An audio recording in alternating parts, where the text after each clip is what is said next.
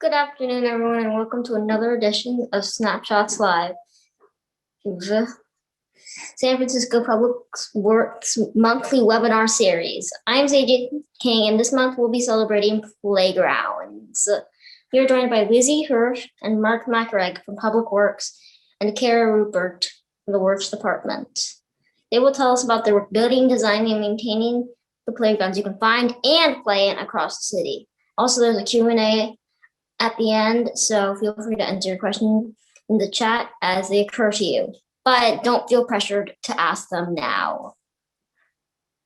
Please note this session is being recorded, so be mindful of that. So now to start things off, we'll hear from Lizzy. Thank you, Seiji. Hi, my name is Lizzy Hirsch, and I have been practicing landscape architecture for over 30 years, and over half of that time has been with the city. First with Conklin Park for 5 years as a project director, and then with Public Works in the landscape architecture department. And now I actually lead the Parks team studio. So before we get into what we're doing now, it's always a good idea of understanding where we came from. And so I'm just going to give you a very quick overview of park playground development. And so on the left, you can see this is a scene from New York City. Around 1900s, and this was where kids played, right on the street. There was no place for them. So as cities got more dense and more urban, there was a deep need for places for kids. And in fact, President Theodore Roosevelt stated, since play is fundamental need, playgrounds should be provided for every child as much as schools. This means that they must be distributed over the cities in such a way as to be within walking distance of every boy and girl, as most children cannot afford to pay car fare. So for those of you who don't know, right at the turn of the century, actually Correct, what's known as Correct now, the Golden Gate Children's Quarter, was considered the very first playground in America. So this slide represents a very simple version of sort of trends in playgrounds over time, and with every time frame, it reflects really the society at hand and its values. And so as we can see in the 1900s and 1940s, through the 1940s, children's playgrounds were very basic. They had swings, they had sandboxes, they had prescribed fenced areas, and this was really to make a safe place for kids while their parents are working in some of the factories. So it was really a place to keep them safe. Now, as we moved into the mid-century in the 1940s and 60s, we broke away from that and got into sort of the junk or adventure playgrounds that were more sort of loose and expressive. And but as with every decade, there's a response and a mixture of, concerns with safety, kids falling, breaking arms, and lawyers as well. We went into the phase of standardization in the 1970s and 90s. So everything's very codified and extremely prescribed.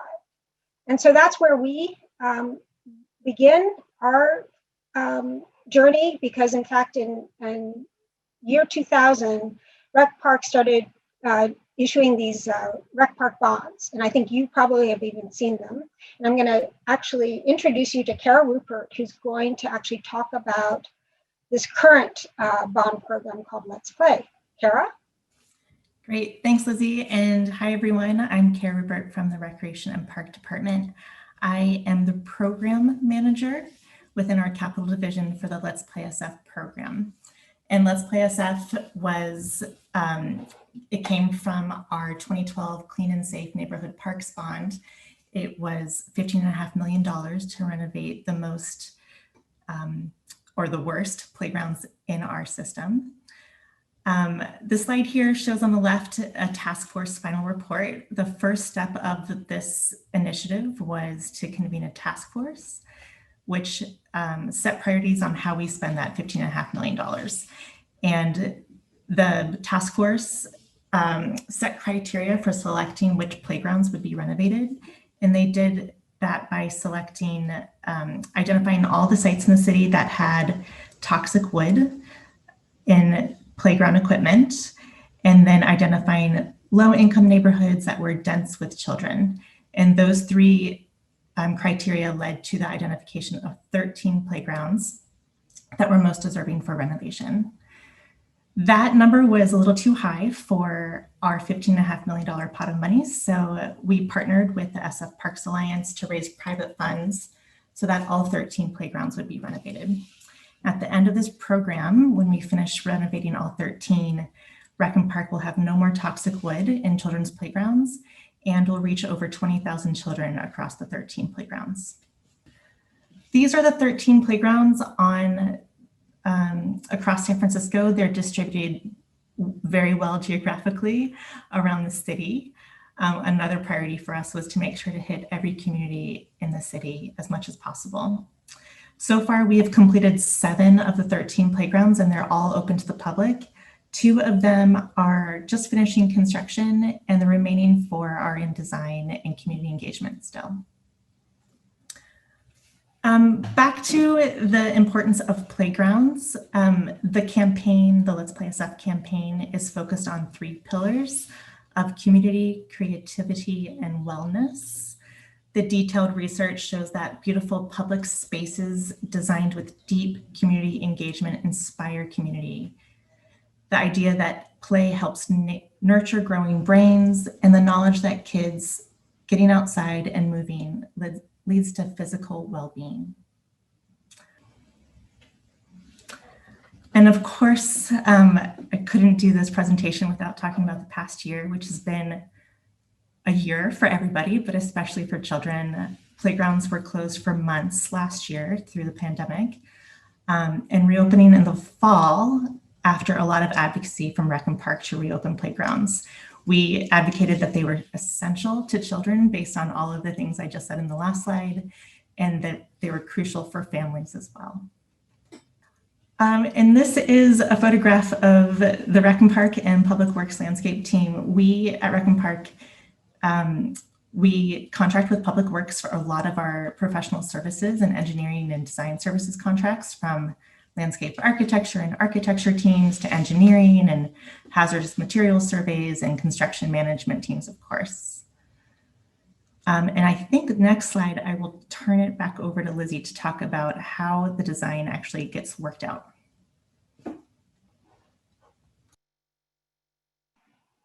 Thank you, Cara. Yes, we're just going to go over a quick overview of the process and give you an insight into the design process. And we work very closely in the planning phase with recreation parks to do outreach with the community. And as Cara mentioned, one of the pillars is to make sure the community has buy-in and really believes in the improvements. So we always begin the planning process with what is working and what's not in the existing conditions. So we're going to take Washington Square Park, which is a very little pocket park within a larger park, and take that as an example of kind of our process at hand. So we always start with the existing conditions and go to meeting 1 and ask the community, what do they like about this? What are they looking for? And so this is where we begin the process. Next, and well, actually in this case, I'm just going to share with what the community did share with us. Of course, the sand, there are issues of homelessness in the park. So there was people actually sleeping under the children's playground. It was dark. They found needles. So there were some deep safety issues, and this was one of the arsenic related playgrounds as well. So safety and cleanliness was key, and lightening up the space was another key component. So this represents, this board here represents the kind of images and processes that we go in meeting 2. We often share at least up to 2 to 3 concepts to really make sure we're on target with responding with the community. So as you can see, there are 2 concepts we shared. And in this case, we were really trying to understand who our main audience was for the playground. Because there's an adjacent playground called Joe DiMaggio that serves a very large community of school children and older kids. We were, given the scale of this space, we thought maybe this should be really for a smaller age group. So we came up with two options. One's called the Playful Hills and on the left, and the other was called Through the Forest. The Playful Hills was much more for the smaller kids, and the Through the Forest was for the bigger teens and school-age kids. So as you can see on top to the right, the targeted age range clearly in blue to the right was a preference of 2 to 5 years old. So that pretty much drove the decision towards the Playful Hills. So this is at Community 3, our final community meeting, just to make sure we really then understood we were really responding again. And this is the finalized design. It's based on the two hills, the Russian Hill and the Telegraph Hill, and Washington Square is kind of the meeting of the two. And so this replicated that idea. And using these hills as just places for young kids to learn how to climb, to slide, to begin to swing, developing their gross motor skills. That is key to child development. And we have a tunnel as well. So, but not enough for anyone to sleep in. So that was another criteria. So this is the final design as in shown, the Playful Hills, and you can see we have kids definitely using it in the way we had hoped. And I do have to share with you, my husband calls it the Teletubby Park, and which gives me a laugh if you don't know what that is. But anyway, I'm going to pass it on to Cara, who will actually share with you the before and after results of the users. Hi, everyone again. So Rec and Park also didn't want to just renovate parks, but we wanted to quantify with data what it means to renovate our parks. So we are using what's called SoPark, which I just pulled it up one sec. It's an acronym for System for Observing Play and Recreation in Communities. What it is our staff goes out and literally counts who is at a site and what they're doing, and they use an app on their phone to do it. So what we're doing for the Let's Play sites is to take counts of all of these users and activities before renovation and then again after renovation. This first graph here shows those counts. In blue are before, and green are in after, and we see for every category an increase of users. And same with the time of day that it's used, from morning all the way till evening. We are actively doing more counts. This is the only one, again, because of COVID, this is the only one that we've actually completed, even though we have 7 projects that are open. So we're going to start doing those counts again this summer. And we all thought it would be fun to share some before and after pictures of what it means to really make these renovations happen. And the before pictures are on the left and after pictures are on the right. I hope that's obvious. The first set on the top here is the West Portal Playground, right above the Muni Tunnel in West Portal. On the left is the before, and on the right is after. There's also a small nature exploration area here, and it all sits actually on top of the Muni Tunnel and kind of a command hub there in Muni. And historically, there were leaks down into the Muni Command Center causing interruptions to service. And this renovation allowed for all of that waterproofing to be redone and all the leaks have been repaired. On the bottom is Jerry Commons Playground, which is another super interesting site, an old railroad bed that cuts diagonally through the Mission. On the left was the before picture, and on the right is the after. It's a very small playground. A lot of our Let's Play projects, we managed to almost use them as Kickstarter campaigns for bigger renovations of sites. And this is one of them. We bundled different funding sources together to do a full property renovation here at Jerry Commons. It should be opening, I believe, either July or August. Golden Gate Heights Playground is also just finishing construction, hoping to open next month. An incredible renovation you can see on the right-hand side. Merced Heights Playground on the bottom is The before is a very sad photo of the old playground, and the after on the right. I wanted to share that besides the Let's Play program, we have a lot of children's playgrounds that have been renovated over the past year or 10 years. But really, we've opened so many projects that hopefully you guys have all seen. Here is just a few that have opened in the past several months. George Christopher Playground on the left is in Diamond Heights and opened, I believe, at the very end of April. Shoreview Park on the upper right, and Margaret Hayward Playground on the lower right, all with design services and engineering services from Public Works and construction management services. So speaking of construction management, I will pass it on to Marc Macaraeg, who will talk about that aspect of our projects. Thanks, Cara. Hi, everyone. I'm Marc Macaraeg with the BDC construction management team. I've worked with Public Works now for almost 3 years, and prior to, I worked on construction projects for contractors in San Francisco. And as an SF native, I wanted to share some of my own personal experiences growing up, playing at some of my favorite city parks, and just wanted to give a glimpse also into the construction management perspective when working on park projects. So the photos you see here are of my grandparents and my mom and her sisters picnicking at the Conservatory of Flowers in Golden Gate Park. These were taken in the 1970s, just after my family had immigrated from the Philippines.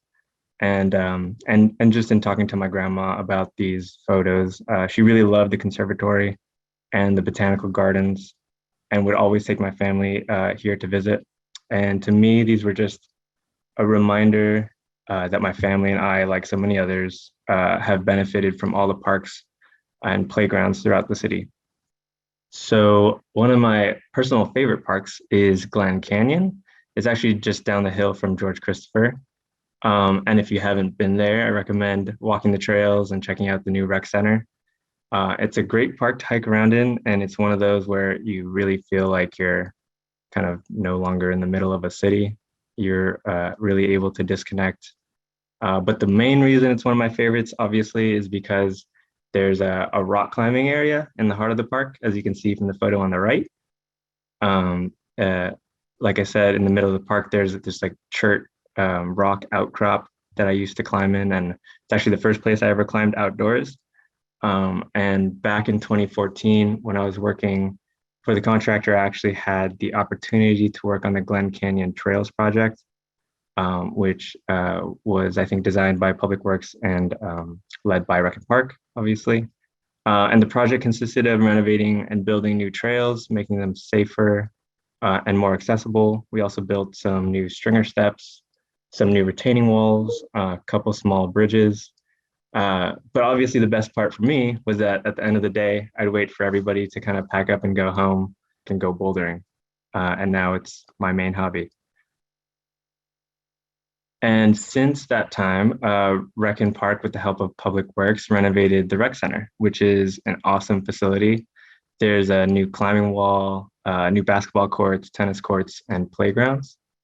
And just for me, thinking back on all of these experiences that I've had in places like Glen Canyon and among others are a huge reason why I really wanted to be a part of Public Works and why I enjoy working with Rec and Park.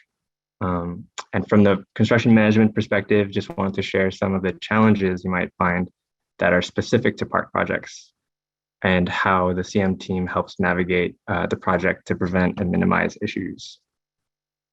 So one project in particular that I worked on was the Geneva Community Garden. And it's a approximately 10,000 square foot lot along Geneva Avenue between San Jose Avenue and Delano. It's a super busy intersection. And Geneva kind of acts as sort of a corridor for folks on their daily commutes. There's a bus stop right in front of the project. The 280 freeway is up the street, along with the Muni and Balboa BART stations. All to say that there's a lot of community and neighborhood interaction with the project. And although it's not technically the responsibility of the CM and contractor to engage with the community, we do interact with neighbors in the field daily, and we do our best to limit the disruption to their daily lives. And so to help illustrate this, if you look at the photo on the left, when we did the initial construction survey, we actually found that one of the neighbors' fences was encroaching into the park property. And so we actually had to tear down their fence and put a temp fence up.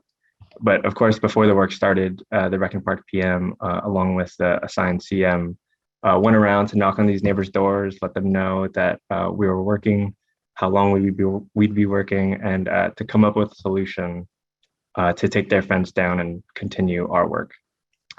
Another challenge that we ran into was that we had to reroute the bus stops and also reroute a lot of the pedestrians to the other side of the street. And the CM, the construction management team, helps make sure that the contractor works with the proper jurisdiction. So in this case, it'd be BSM and Muni to move the stop and to safely reroute traffic and pedestrians. And another concern so the photo on the right, you can see that large pile of soil there.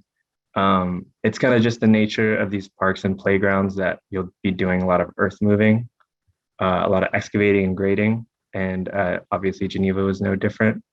So the CM team makes sure that the contractor is implementing everything they can do basically to prevent dust from spreading onto people's cars and into their homes. Nobody really wants that. So yeah, in addition to like all the coordination and document facilitation and inspections that the CM does, we also really play an integral part in making sure construction activities don't cause too much disturbance to the community. And here you can see the end result of Geneva Community Garden. And one final project I wanted to discuss was a really fun one to work on. It's a unique project in that it is the first bike-only park in the city. It's located at the south end of McLaren Park on Sunnydale Avenue. And it was previously an unused lot. We did a full demo. We regraded the land, added irrigation and drainage. We added a bike pump track and a large main bowl feature that you can kind of see here in the middle of the photo.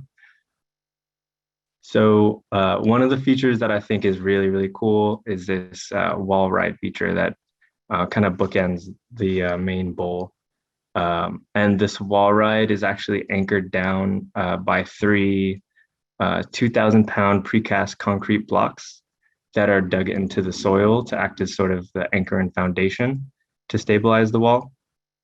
And another cool feature about McLaren Park is, if I remember correctly, is that the topsoil that is used to shape all of the bike features was actually used in the X Games and donated to the project for all the fine grading. And I think overall, the most important and impactful thing about the parks and playgrounds, ones like McLaren Bike Park, is that it serves as a safe and fun space for the communities nearby. And I feel like it's really important work and feel really fortunate to work with you all to help create these spaces for others. So to wrap up the presentation, I'll hand it off to Cara and Lizzie, who will go into the outlook and future of San Francisco's parks and playgrounds. Thanks. So we did start the presentation, Lizzie started the presentation with the history of play. We just talked about what we're currently working on and how we're renovating a lot of playgrounds and other parks around the city. And we wanted to end on the future of play. So first is another Let's Play project that's in design right now is the Buchanan Street Mall in the Western Addition. On the left, upper left, is what it looks like currently. So if it's still in design, so we haven't started construction. You got there today to see what it looks like. And on the bottom left is the rendering showing the vision for the future. And the other images are precedent images to show some ideas for different design elements.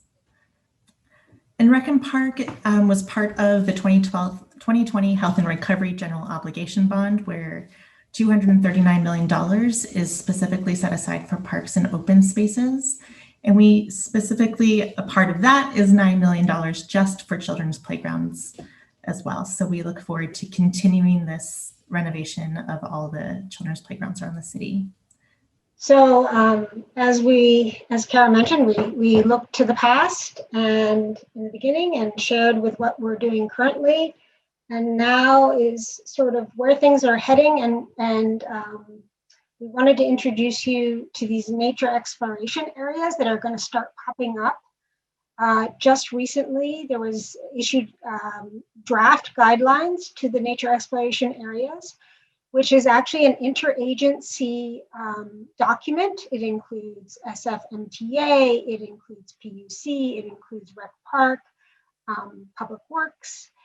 So this is the notion that children absolutely need to be exposed and touch natural things. There's tremendous benefits related to that. And also not at such a prescribed space. And the space is also supposed to allow what's called loose parts, this notion that you can move things and play around with things. And so on the left is an example of something from SFMTA's property. This is right off a path of theirs. So just using existing logs and mulch, and just a wonderful little place to just ponder through. And then George Christopher is an example of how we can integrate these things within actual playgrounds. So this is actually part of the playground within the larger playground to allow for a different kind of play experience. And finally, this is a future park, and just a heads up, this is at Heron's Head. So it's just a park that will just be dedicated, or a playground just dedicated to nature exploration. And so that's a larger scale endeavor happening at Heron's Head Park. So on that, I think we will conclude our presentation. And this is another happy, I'm just going to plug, this is Conch Call. I think I've got that right. Or it was formerly known as 17th and Folsom. So anyway, this is another great park. And it's wonderful to see what pleasure it brings to people. So thank you, everyone.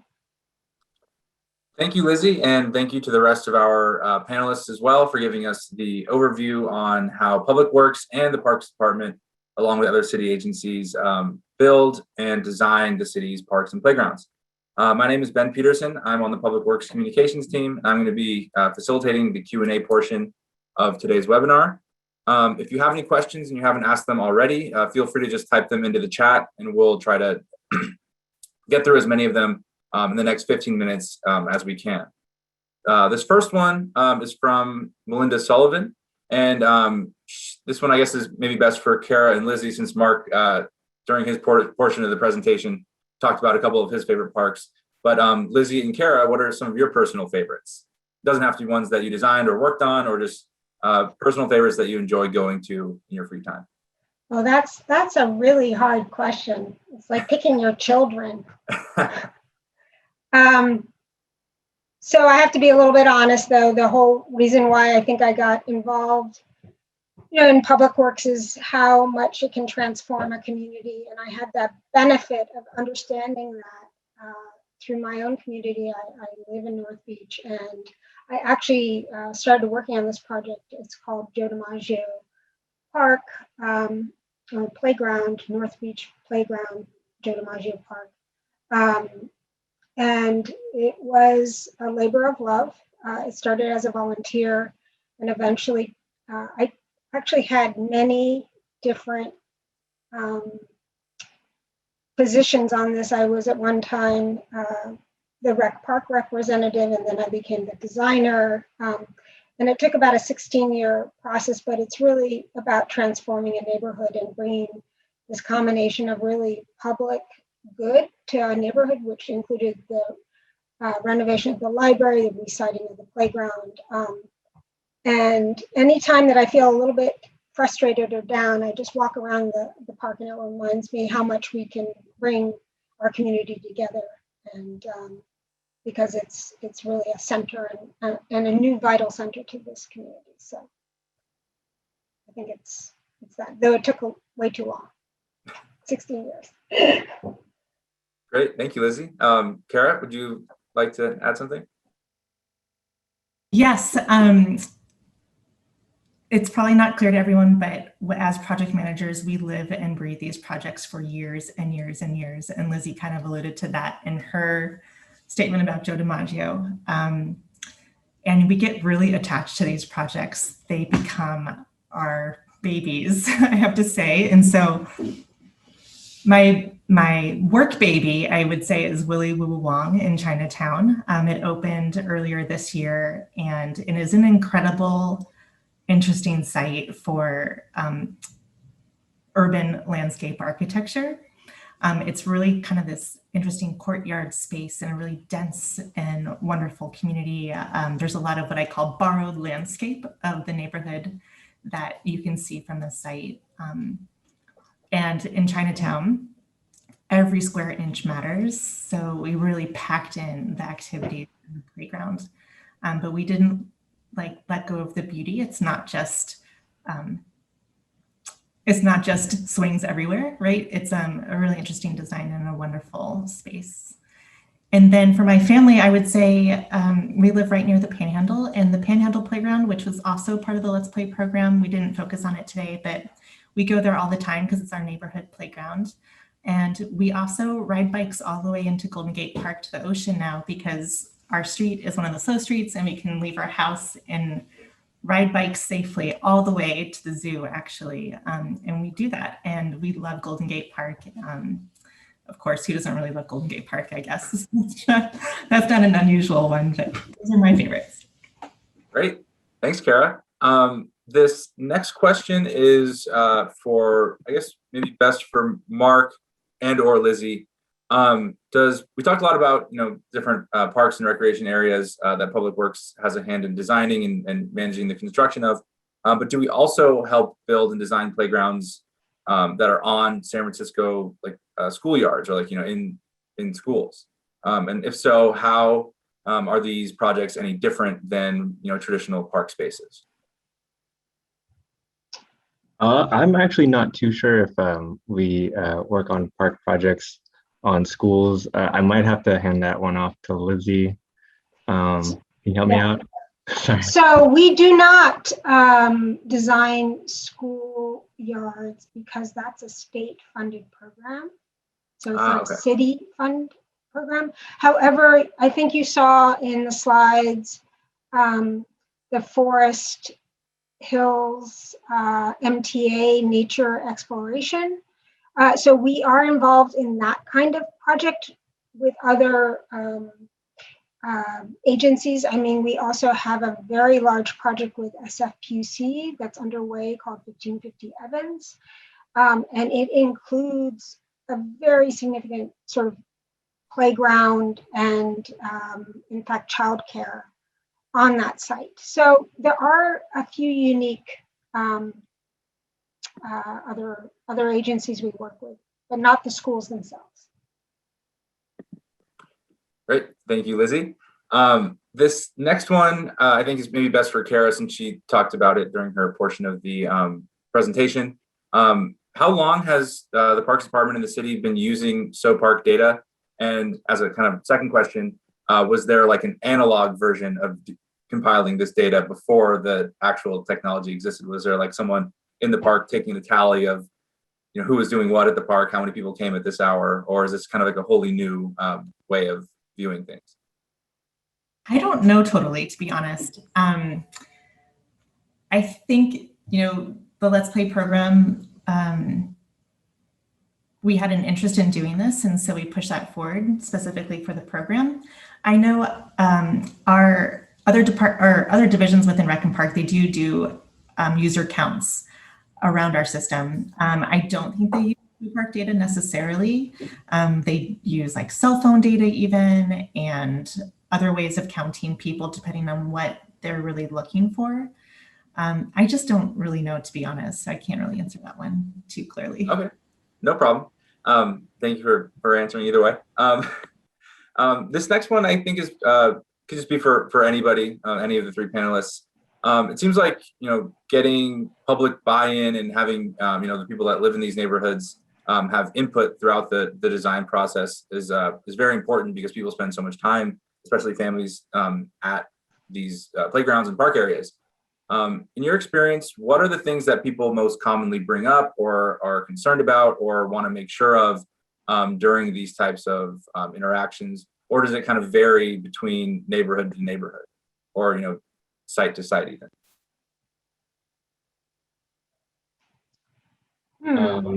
I think, Go ahead, Cara.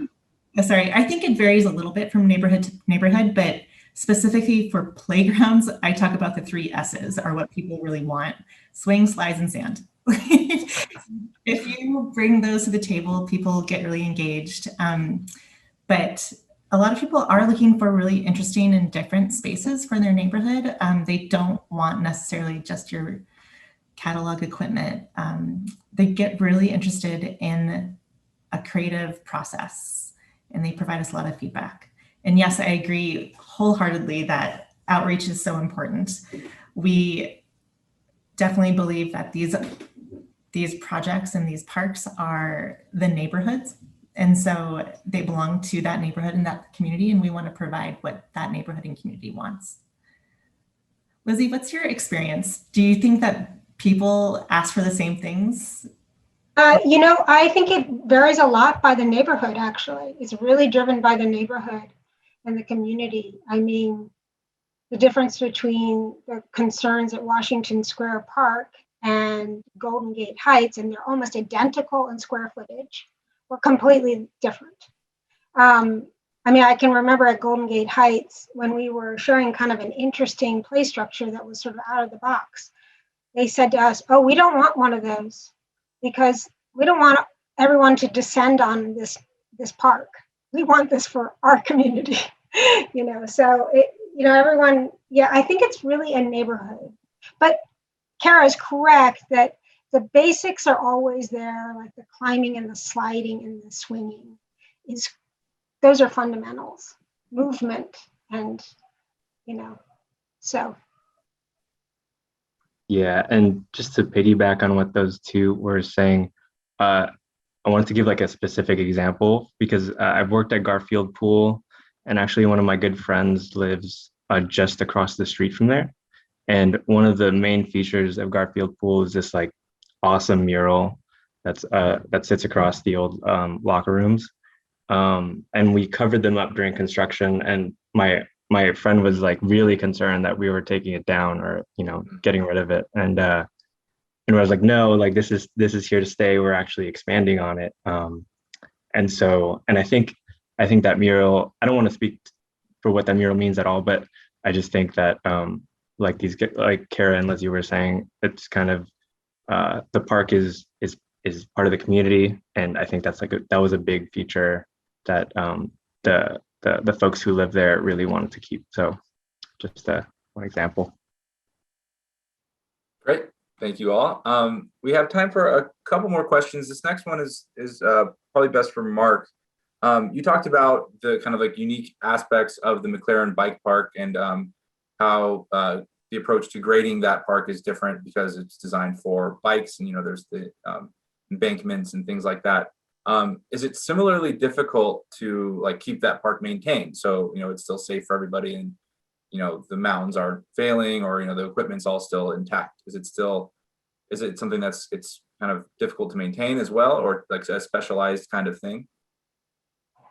From what I understand, after visiting the park a few times and talking with the maintenance folks, they actually are able to kind of modify the grading as they want to create new features here and there to kind of like switch up and make new some of the experiences that you can have at the park. But I would say that it gets beat up pretty good. So there is a lot of maintenance that's involved, and you really have to take care of that topsoil that's like the main feature of the whole park. Great. It's good to know that they kind of change things up once in a while too, so it's not the same loop or the same kind of terrain every single time. We have time for one more question, and this one's from Josephine Wong. She's wondering, well, she first says thank you for all of the amazing work. She loves the city's parks. And she's wondering if there are any updates to rehabilitating some of our more worn out parks. Some in the Outer Sunset on Vicente Street, mostly just like turf and things like that are eroding. I know we talked a lot about the LetsPlay SF program and kind of how that was the impetus starting, a few years back to improve some of the more worn out playgrounds. But is there maybe like a next phase of that?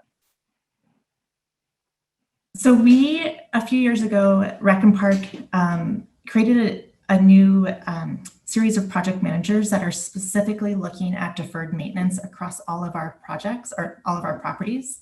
And they're going around doing some of that long-term deferred maintenance. And it can be as simple as just replacing turf. I think maybe this is, I can't tell if the turf question is about playgrounds or play fields. But we have a program to renovate all of our play fields turf as well. There is, just like playgrounds, a useful lifespan to these types of materials, and they do have a regular maintenance period and replacement period that has to come up. And specifically, South Sunset Playground should start construction for replacing that turf in the play fields actually this summer, I believe, or early fall. I'm not sure if that's the same one that Josephine is asking about. She says playgrounds, okay. So our deferred maintenance staff will probably be replacing some of the surfacing. And then that $9 million of playground money from the next bond, we haven't decided or even started to talk about which playgrounds will be renovated with that pot of money. But hopefully that will also be in discussions in the next half a year or so we can start on some of the other playgrounds around town. Great, thank you, Cara. The Parks Department coming to a park near you soon, so we'll be getting there. That is about all the time that we have for questions for today's webinar. Thank you to everyone who submitted questions. And now to wrap things up, I'm going to give the mic back to our special guest host, Seiji King. Take it away, Seiji. Thank you to our panelists for sharing with us today, and thank you to you all for joining us today. Please join us on the third Thursday next month for the next edition of Snapshots Live. Also, don't forget to log this as an hour of training.